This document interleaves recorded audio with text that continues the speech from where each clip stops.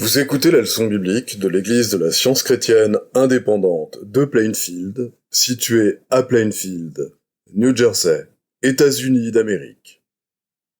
Leçon du dimanche 2 février 2025. Sujet: Amour. Texte d'or. Romains. Toute chose concourt au bien de ceux qui aiment Dieu. Lecture alternée. 1 Jean.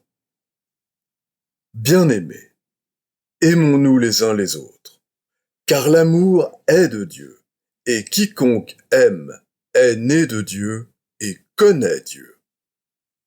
Celui qui n'aime pas n'a pas connu Dieu, car Dieu est amour.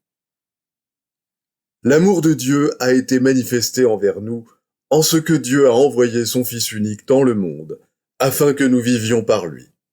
Et cet amour consiste non point en ce que nous avons aimé Dieu, mais en ce qu'il nous a aimés et a envoyé son Fils comme victime expiatoire pour nos péchés. Bien-aimés, si Dieu nous a ainsi aimés, nous devons aussi nous aimer les uns les autres. Personne n'a jamais vu Dieu. Si nous nous aimons les uns les autres, Dieu demeure en nous et son amour est parfait en nous. La Bible. De loin, l'Éternel se montre à moi. Je t'aime d'un amour éternel. C'est pourquoi je te conserve ma bonté. Devenez donc les imitateurs de Dieu, comme des enfants bien-aimés, et marchez dans la charité à l'exemple de Christ, qui nous a aimés, et qui s'est livré lui-même à Dieu pour nous comme une offrande et un sacrifice de bonne odeur. Un homme de Bethléem, de Juda, partit avec sa femme et ses 2 fils pour faire un séjour dans le pays de Moab. Le nom de cet homme était Élimélec, celui de sa femme Naomi, et ses 2 fils s'appelaient Machlon et Kiljon. Ils étaient Éphrasiens de Bethléem de Juda. Arrivés au pays de Moab, ils y fixèrent leur demeure. Élimélec, mari de Naomi, mourut, et elle resta avec ses 2 fils. Ils prirent des femmes moabites, dont l'une se nommait Orpa et l'autre Ruth, et ils habitèrent là environ 10 ans. Machlon et Kiljon moururent aussi tous les 2, et Naomi resta privée de ses 2 fils et de son mari. Puis elle se leva, elle et ses belles-filles, afin de quitter le pays de Moab, car elle apprit au pays de Moab que l'Éternel avait visité son peuple et lui avait donné du pain. Naomi dit alors à ses 2 belles-filles, « Allez, retournez chacune à la maison de sa mère, que l'Éternel use de bonté envers vous, comme vous l'avez fait envers ceux qui sont morts et envers moi. » Orpa baisa sa belle-mère, mais Ruth s'attacha à elle. Ruth répondit, « Ne me presse pas de te laisser, de retourner loin de toi. Où tu iras, j'irai, où tu demeureras, je demeurerai. Ton peuple sera mon peuple, et ton Dieu sera mon Dieu. » Elles firent ensemble le voyage jusqu'à leur arrivée à Bethléem. Naomi avait un parent de son mari. C'était un homme puissant et riche, de la famille d'Élimélec, et qui se nommait Boaz. Ruth la Moabite dit à Naomi, « Laisse-moi, je te prie, aller glaner des épis dans le champ de celui aux yeux duquel je trouverai grâce. » Elle lui répondit, « Va, ma fille. » Boaz dit à Ruth, « Écoute, ma fille, ne va pas glaner dans un autre champ. Ne t'éloigne pas d'ici, et reste avec mes servantes. Regarde où l'on moissonne dans le champ, et va après elles. J'ai défendu à mes serviteurs de te toucher. Et quand tu auras soif, tu iras au vase, et tu boiras de ce que les serviteurs auront puisé. » Alors elle tomba sur sa face, et se prosterna contre terre. Et elle lui dit, « Comment ai-je trouvé grâce à tes yeux pour que tu t'intéresses à moi, à moi qui suis une étrangère.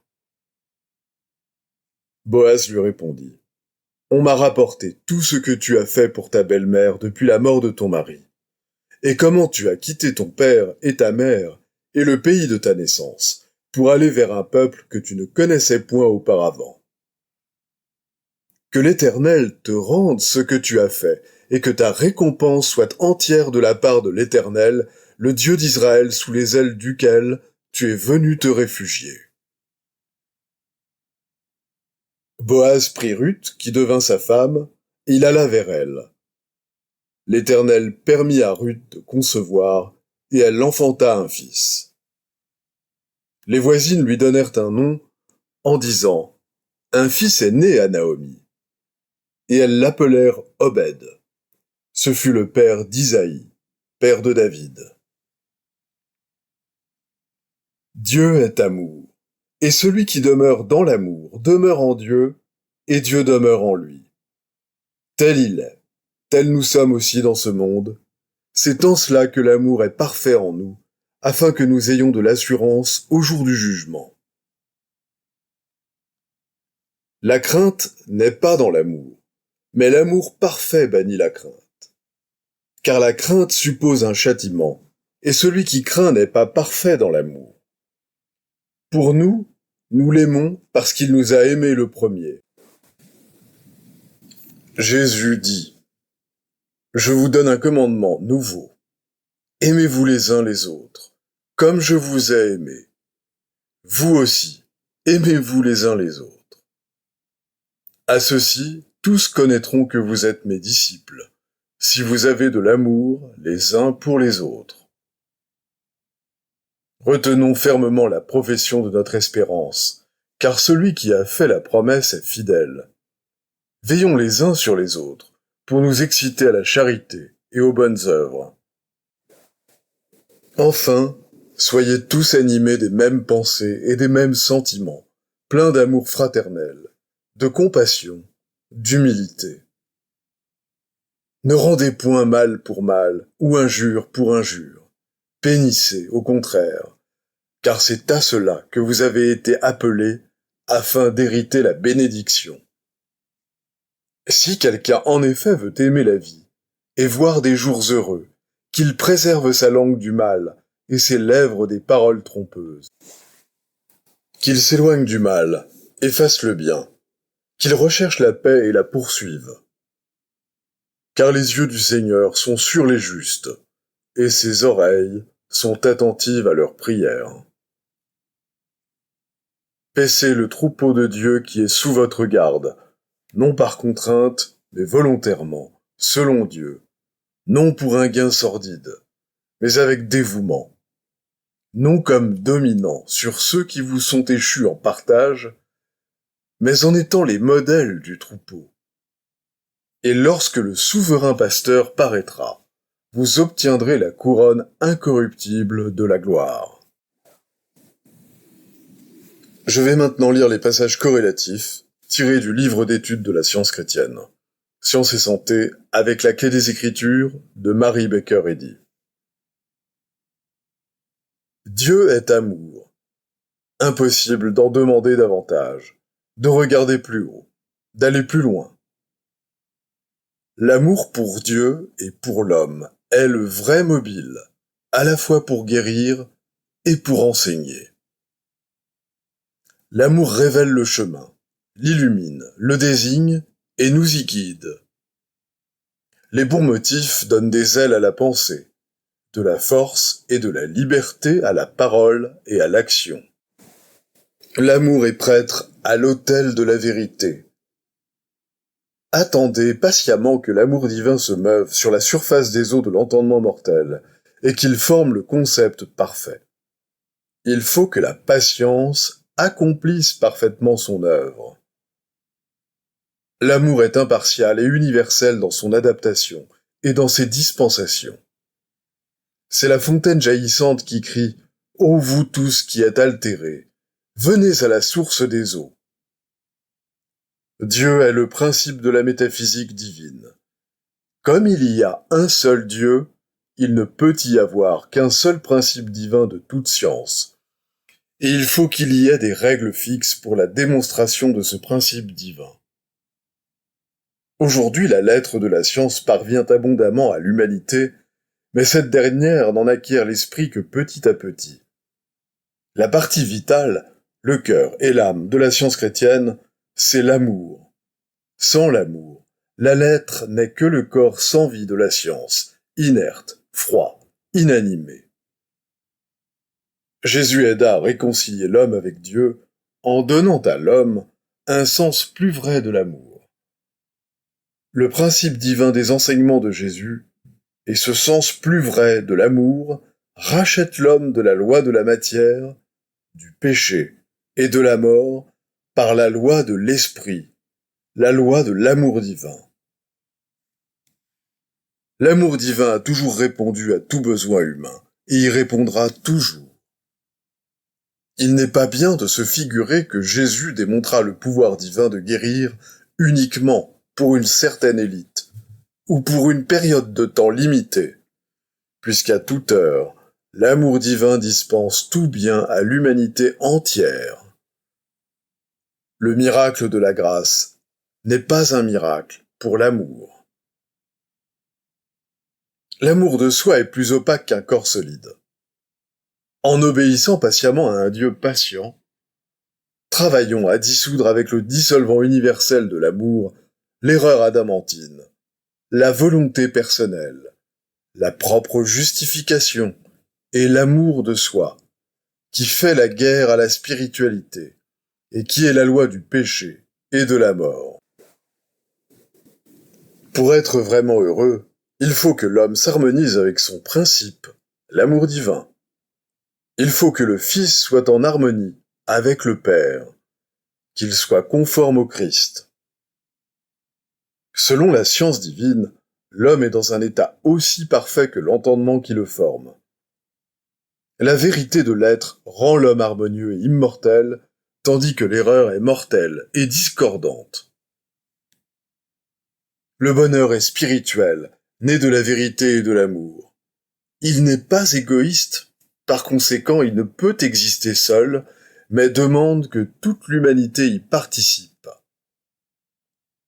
L'affection humaine ne s'épanche pas en vain, même si elle n'est pas payée de retour. L'amour enrichit la nature de l'homme, l'élargissant, la purifiant et l'élevant. Les rafales hivernales de la terre peuvent déraciner les fleurs de l'affection et les éparpiller au vent. Mais cette rupture des liens de la chair sert à rattacher plus étroitement la pensée à Dieu, car l'amour soutient le cœur qui lutte jusqu'à ce qu'il cesse de soupirer après le monde et commence à déployer ses ailes pour prendre son vol vers le ciel. L'existence vous semblerait-elle vide, sans amis personnels? Alors le temps viendra où vous serez dans l'isolement, privé de toute sympathie. Mais ce qui semble être un vide est déjà comblé par l'amour divin. Lorsque viendra cette heure de développement, même si vous vous attachez à un sens de joie personnelle, l'amour spirituel vous contraindra d'accepter ce qui favorise le plus votre développement. Vos amis vous trahiront et vos ennemis vous calomnieront jusqu'à ce que l'épreuve ait été suffisante pour vous élever. Car la dernière extrémité de l'homme est l'opportunité de Dieu. L'auteur a passé par l'expérience de cette prophétie et en a ressenti les bienfaits. C'est ainsi que Dieu enseigne aux mortels à se dépouiller des désirs de la chair et à acquérir la spiritualité. Cela s'accomplit par l'abnégation de soi. L'amour universel est la voie divine dans la science chrétienne. A-t-on jamais vu la vie ou l'amour limité répondre aux demandes pressantes de la misère et du malheur humain, imposer silence aux désirs et satisfaire les aspirations? L'entendement infini ne peut être limité à une forme finie. Autrement, l'entendement perdrait son caractère infini d'amour inépuisable, de vie éternelle, de vérité omnipotente. Dieu donne l'idée moindre de lui-même comme chaînon à la plus grande, et en retour, la plus grande protège toujours la moindre. Les riches en esprit aident les pauvres, formant une grande fraternité, ayant tous le même principe, ou père. Et béni est celui qui voit le besoin de son frère et y pourvoit, trouvant son propre bien en cherchant celui d'autrui. L'amour donne à la moindre idée spirituelle la force, l'immortalité et la bonté qui se révèlent à travers tout, comme la fleur se révèle déjà dans le bouton. Toutes les expressions variées de Dieu réfléchissent la santé, la sainteté, l'immortalité, la vie, la vérité et l'amour infini. Avec un même Père, Dieu, tous les membres de la famille humaine seraient frères, et avec un même entendement, Dieu, le bien, l'amour et la vérité constitueraient la fraternité des hommes, et celle-ci posséderait l'unité du principe et le pouvoir spirituel qui compose la science divine. Chaque épreuve de notre foi en Dieu nous fortifie. Plus la condition matérielle devant être vaincue par l'esprit semble difficile, plus notre foi devrait être profonde et notre amour pur. L'apôtre Jean dit « Il n'y a pas de crainte dans l'amour, mais l'amour parfait bannit la crainte. Celui qui craint n'est pas parfait dans l'amour. » C'est là une déclaration précise et inspirée de la science chrétienne. L'amour accomplit la loi de la science chrétienne, et rien d'autre que ce principe divin compris et démontré ne pourra jamais produire la vision de l'Apocalypse, ouvrir les 7 sceaux de l'erreur avec la vérité, ni dévoiler les innombrables illusions du péché, de la maladie et de la mort. Les devoirs quotidiens de Mary Baker Eddy. Prière quotidienne. Il sera du devoir de tout membre de cette Église de prier chaque jour. Que ton règne vienne. Que le règne de la vérité, de la vie et de l'amour divin soit établi en moi et élimine de moi tout péché. Et puisse ta parole enrichir les affections de toute l'humanité et la gouverner. Règle pour les mobiles et les actes. Ni l'animosité, ni un attachement purement personnel ne doivent déterminer les mobiles ou les actes des membres de l'Église mère. Dans la science, l'amour divin seul gouverne l'homme, et un scientiste chrétien reflète les 12 aménités de l'amour en réprouvant le péché et en manifestant un véritable esprit de fraternité, de charité et de pardon. Les membres de cette Église doivent journellement veiller et prier pour être délivrés de tout mal, pour ne pas prophétiser, juger, condamner, conseiller, influencer ou être influencés d'une manière erronée. Vigilance face au devoir. Il sera du devoir de chaque membre de cette Église de se défendre journellement contre la suggestion mentale agressive et de ne pas se laisser entraîner à oublier ou à négliger son devoir envers Dieu, envers son leader et envers l'humanité. Par ses œuvres, il sera jugé et justifié ou condamné.